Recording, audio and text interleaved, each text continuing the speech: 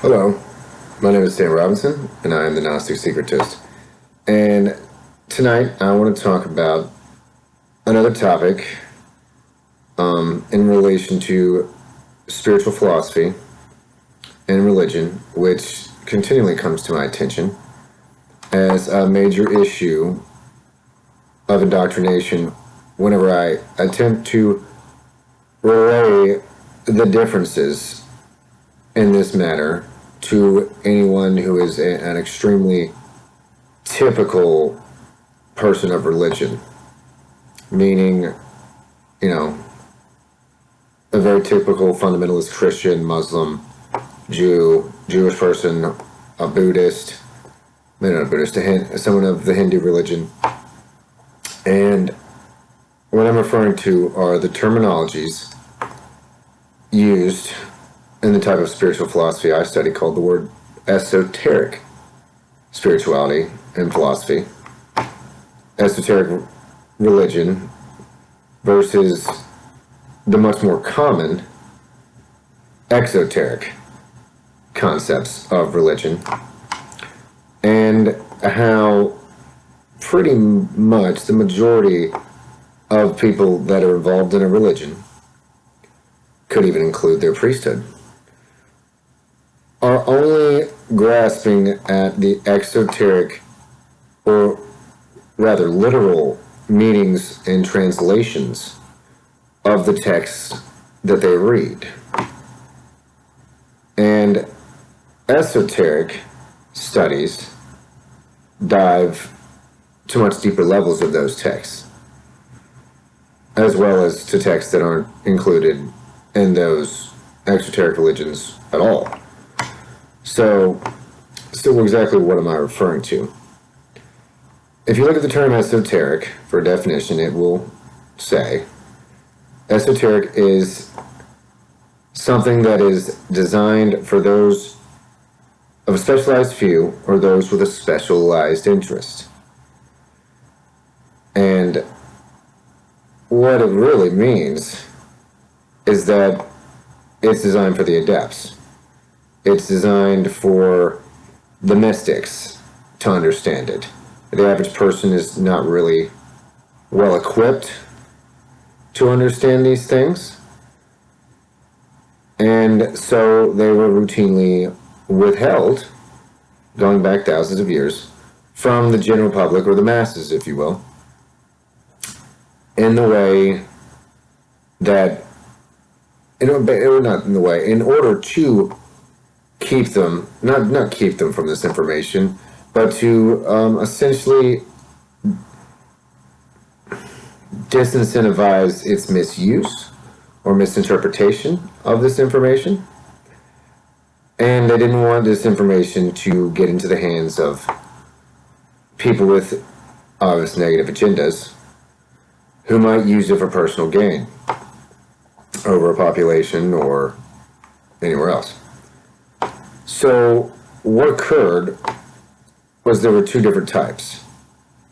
There was the inner circle of adepts, even in ancient Christianity, that studied the esoteric spiritual philosophical ideas and then disseminated a much more generalized, literal interpretation of these same phrases and concepts out of, say, the Bible to the masses, and did not explain to them what they're really referring to. And thus entire religions and spiritual movements got built up around the exoteric ideas in those religions, while keeping all the much deeper levels of information out of their sight or unable to be interpreted. Most read the phrases in the Bible every day and have no idea that there could be extraordinary levels of hidden meaning written into that jargon. Many take it very literally, and that's taking it exoterically.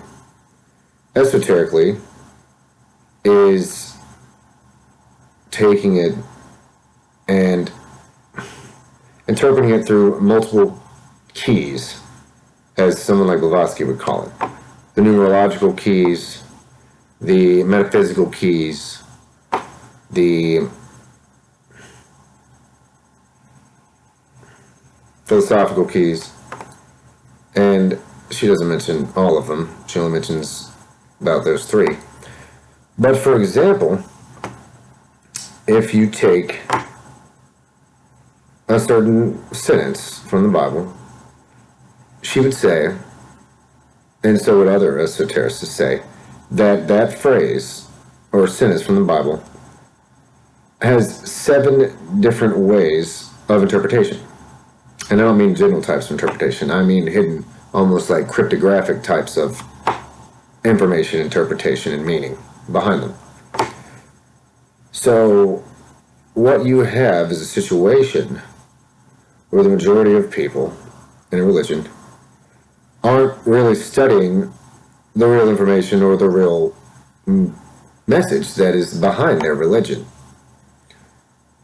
Jesus didn't just come out and say it, though people may think that he did. And another way of looking at this would be looking at the concept of Jesus himself. You know, obviously we have the literal interpretation. There was this man. He was, in my eyes, a master adept, a type of Gnostic, maybe trained in the East in those 30 years, or in those 20 years he was missing. There's stories he went to India. Anyway, and then he came back with this enlightened knowledge and tried to relay it to the public. And they had no clue what he was talking about, because that was esoteric. And so it got dumbed down and turned into an exoteric version at the Council of Nicaea, and all the esoteric texts were pretty much kept out of the Bible. That's why there's the Nag Hammadi Library and the Book of Enoch and all these others that are considered apocryphal texts, because they don't fit into their little exoteric paradigm. But back to Jesus. An esoteric interpretation of Jesus and the 12 disciples would be, as some people have relayed, Jesus would be the sun, the 12 disciples would be the 12 signs of the zodiac, and that the entire concept of Jesus and the 12 disciples is a reoccurring theme of what's called astrotheology. And astrotheology is taking real-world astronomical and celestial events and writing about them in a story form, where each part of the story is a symbolic term representing the celestial idea or astrological or astronomical idea.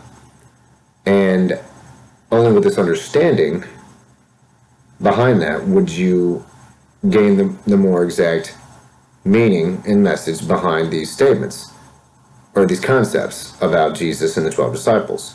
And this reoccurs throughout other religions in the world.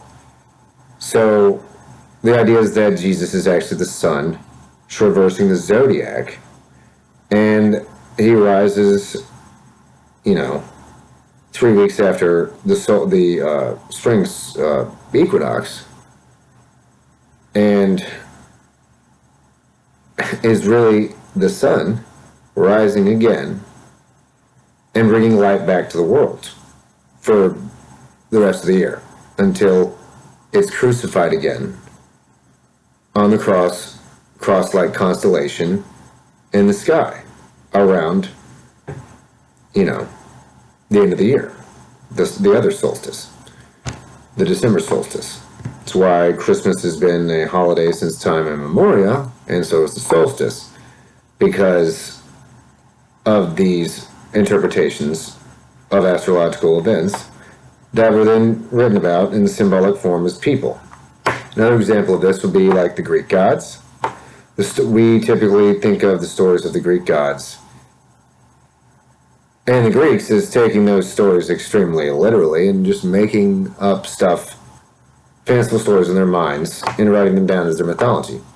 Well, another way to look at that is that all those things represent ideas about consciousness, the human soul.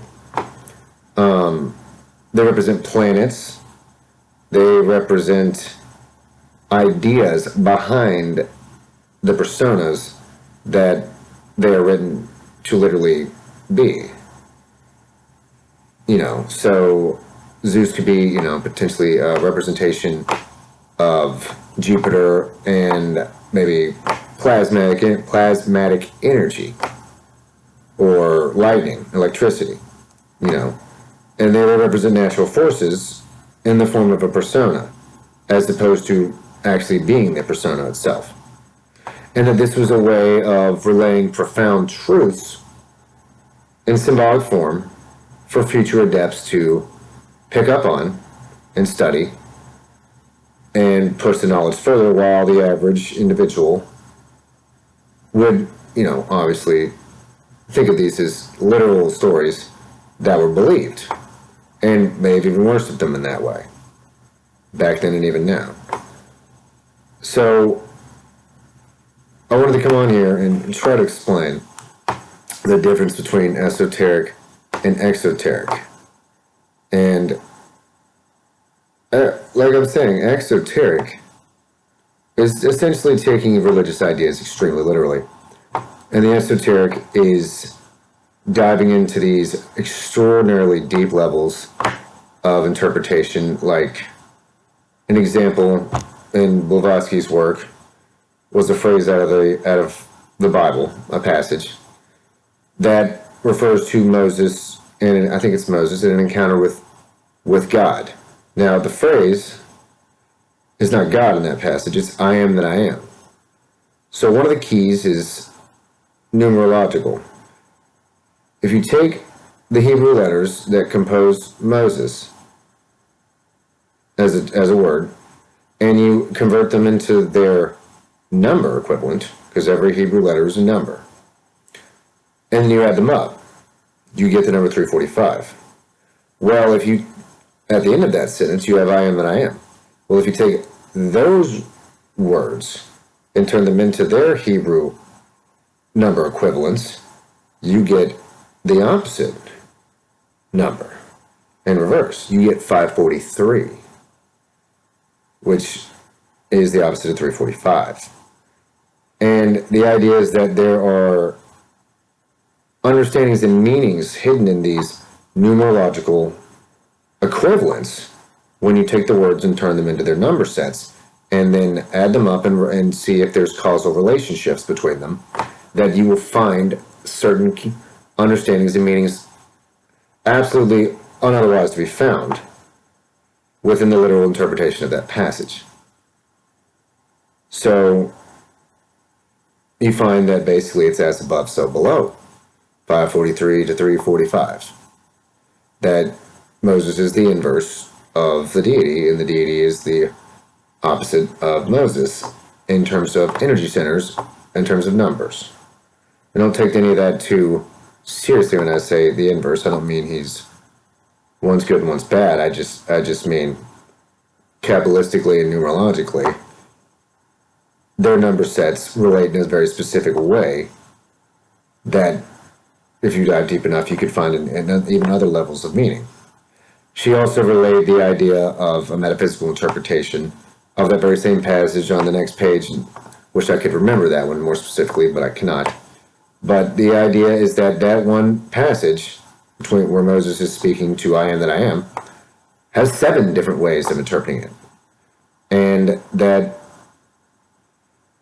without these keys, you'll never understand this passage.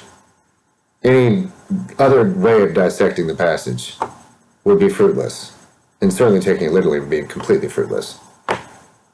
Spiritual truths are never relayed so literally, because if they were, it would take the work out of the experience, and thus you would not have growth.